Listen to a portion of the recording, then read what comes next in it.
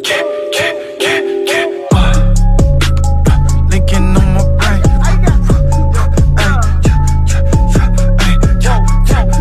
Okay. Konnichiwa, minasan. Assalamualaikum warahmatullahi wabarakatuh. Jumpa lagi dengan saya di channel Reiki Nihon. Oke teman-teman, di video kali ini saya akan membuat video tentang materi wawancara program pemegang Jepang. Pertanyaan part 1 untuk materi wawancara program pemegang Jepang. Pertanyaan yang ditanyakan saat interview atau wawancara pemegang Jepang jalur IM Jepang atau negeri. Ini permintaan salah satu subscriber Reiki Nihon. Oke teman-teman, sebelum saya lanjutkan video ini, teman-teman bantu like, share, komen, and subscribe, dan jangan lupa teman-teman aktifkan lonceng notifikasinya. Oke teman-teman, sekarang untuk program IM Jepang telah dibuka berapa bulan yang lalu, dan ini saya akan memberikan materi tentang wawancara, pertanyaan yang sering ditanyakan atau pertanyaan yang ditanyakan untuk wawancara atau interview program Jepang jalur IM Jepang atau negeri. Oke teman-teman, ini yang pertamanya, nanti kita ada part kedua, ketiga, dan seterusnya. Oke teman-teman, di part pertama ini saya akan membahas tentang 5 pertanyaan saja. Yang pertama itu ada, apa sih yang dimaksud dengan program pemagangan ke Jepang? Teman-teman ditanyakan nanti apa yang dimaksud dengan program pemagangan Jepang.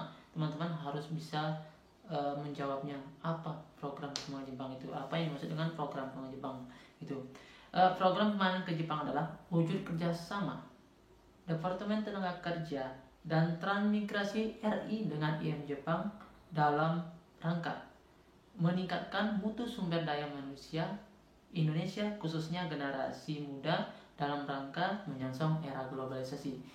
Itu maksud atau yang dimaksud dengan program pemagangan Jepang. Itu yang harus teman-teman ketahui, teman-teman.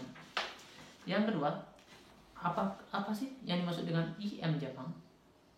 Teman-teman wajib tahu apa yang dimaksud dengan IM Jepang. Teman-teman kan cuma hanya mendengar IM Jepang, program IM Jepang, tapi tidak tahu singkatan dari IM Jepang.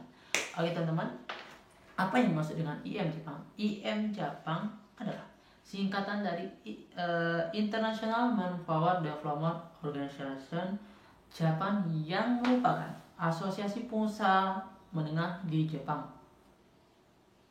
Bukan lembaga swasta yang mencari keuntungan. Bukan lembaga swasta yang mencari keuntungan. Itu jawabannya. Apa yang dimaksud dengan IM Jepang? Dan jawabannya, IM Jepang adalah singkatan dari International Manpower Development Organization Japan, yang merupakan asosiasi pengusaha menengah di Jepang, bukan lembaga swasta yang mencari keuntungan. Itu yang kedua teman-teman. Yang ketiga, apa sih tujuan IM Jepang? Tujuan IM Jepang itu apa? Teman-teman harus wajib tahu juga. Apa sih tujuan IM Jepang untuk melaksanakan program ini, untuk mengirim teman-teman mengikuti program pemagangan ke Jepang ini? Tujuannya itu ada 3. Tujuannya nih, tujuan pemagangan Jepang itu ada 4 teman-teman. Ada 4. Itu yang pertama, menambah ilmu pengetahuan dan keterampilan teknik di perusahaan kecil dan menengah, kemudian kembali ke tanah air untuk membantu industri di Indonesia. Itu yang pertama. Yang kedua, menambah sikap dan etos kerja, lebih produktif lagi. Yang ketiga, dalam rangka perluas lapangan kerja atau kesempatan kerja. Jadi teman-teman memperluas lapangan kerja dan kesempatan kerja, teman-teman. Yang keempat, untuk meningkatkan kesejahteraan peserta dan keluarga.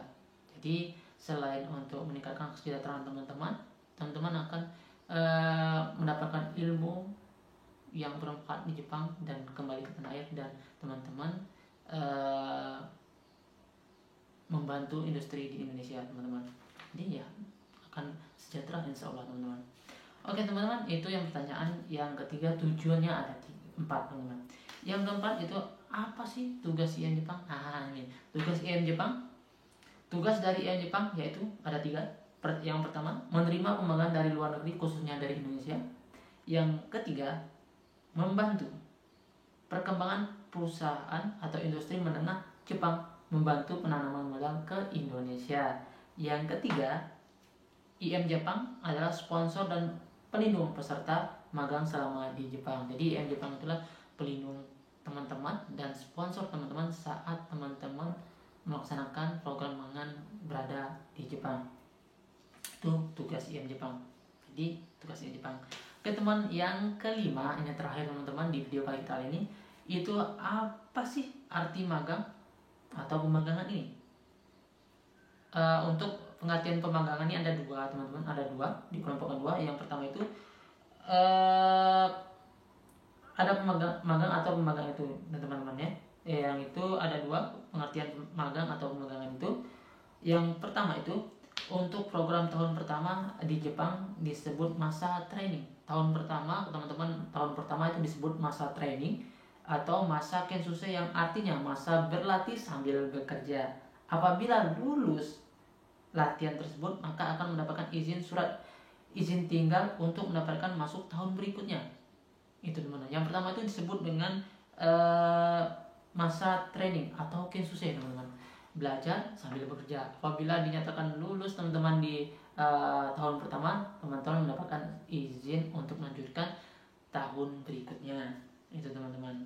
Yang kedua, program dengan tahun kedua dan ketiga disebut technical intertraining atau disebut juga jisuse, yang artinya masa bekerja sambil berlatih. Tadi belajar sambil bekerja, ini bekerja sambil berlatih, dan masa ini sudah dianggap sama dengan pemagang di Jepang menurut undang-undang di Jepang teman-teman. Itulah pertanyaan yang ditanyakan saat interview atau wawancara program pemagang Jepang jalur IM Jepang atau negeri. Ini yang pertamanya ada 5 yang saya bahas, dan ikutin terus videonya sampai part-part berikutnya. Itu semuanya ada 18 pertanyaan untuk ini nanti bagian 6 sampai selanjutnya ikutin video saya yang part kedua. Oke teman-teman, terima kasih. Semoga video ini bermanfaat bagi teman-teman yang ingin mengikuti program pemagang Jepang, jalur IM Jepang atau negeri. Semoga teman-teman mendapat gambaran apa sih pertanyaan yang sering ditanyakan saat interview atau wawancara program pemagang Jepang. Gambatte kudasai. Sayonara. Bye bye.